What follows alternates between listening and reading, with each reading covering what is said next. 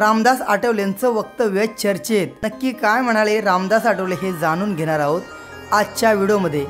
तत्पूर्वी तुम्ही संपूर्ण हकीकत जाणून घेण्याआधी चॅनलवर नवीन असाल तर नक्की सबस्क्राइब करा. रिपब्लिकन पार्टी ऑफ इंडियाचे अध्यक्ष रामदास आठवले हे गेल्या अनेक वर्षापासून राष्ट्रीय लोकशाही आघाडीत आहेत. तसेच ते गेल्या 8 वर्षापासून केंद्रीय मंत्रिमंडळात मंत्री सुद्धा आहेत. आठवलेंचा पक्ष हा बहुजन समाजाचं प्रतिनिधित्व करणारा एनडीएतला प्रमुख पक्ष आहे. दरम्यान रामदास आठवले यांनी वंचित बहुजन आघाडीचे अध्यक्ष प्रकाश आंबेडकरांना एनडीए सोबत सहभागी होण्याचं आवाहन सुद्धा केलं आहे. विशेष म्हणजे आंबेडकरांसाठी रामदास आठवले केंद्रीय मंत्रिपद सोडण्याची तयारी देखील दर्शवलेली आहे.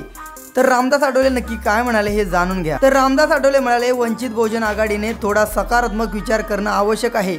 वंचितने महायुतीत येणं आवश्यक आहे. त्यांना माझं निमंत्रण आहे. ते महायुतीत आले तर त्यांना सत्तेचा फायदा होईल. ते आले तर मला मंत्री नाही केलं तरी चालेल. प्रकाश आंबेडकर यांना मंत्री करा अशी मी मागणी करेन, असं रामदास आठवले यांनी म्हटलं आहे.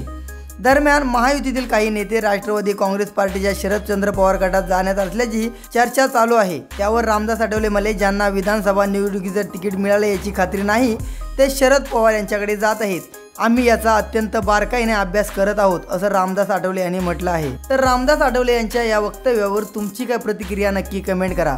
जर तुम्ही इथपर्यंत व्हिडिओ पाहिला असेल आणि चॅनलवर नवीन असाल तर नक्की सबस्क्राइब करा.